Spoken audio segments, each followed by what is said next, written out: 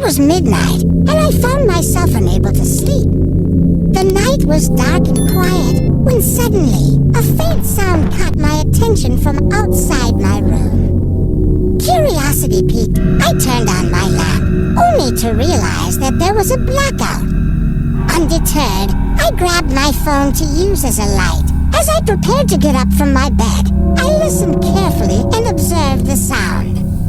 It resembled footsteps, yet they were uneven and erratic. Intrigued, I decided to investigate further. I left my room and headed towards the source of the sound, which seemed to be coming from our living room. As I approached, I noticed a figure in the distance. It was a woman, pacing back and forth. She appeared to be saying something, but her words were incomprehensible to me. While I was observing the woman, my sister suddenly called me, but I chose to ignore it. After ending the call, I noticed the woman looking directly at me. From a distance, I could see her face, or rather the absence of it, as it appeared completely black. I rubbed my eyes, thinking that it might be a dream, but when I opened them, the woman had vanished. Realizing it was just my imagination, I glanced at the clock. It was 12:35, and I was the only one awake.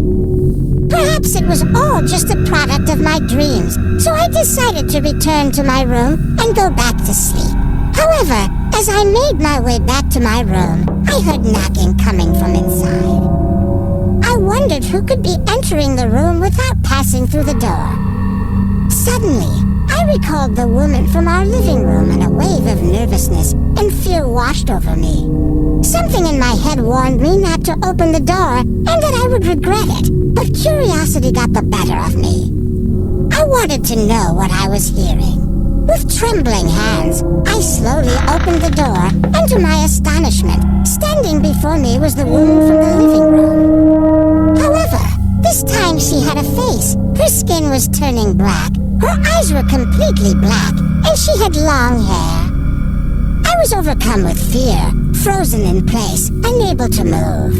As I watched the woman, she suddenly rushed towards me, getting closer and closer, until her terrifying face was right in front of mine. I was so terrified that I couldn't move a muscle, as if something was holding Nibbity still. Overwhelmed by fear, I shut my eyes tightly, desperately hoping that it was all just a dream.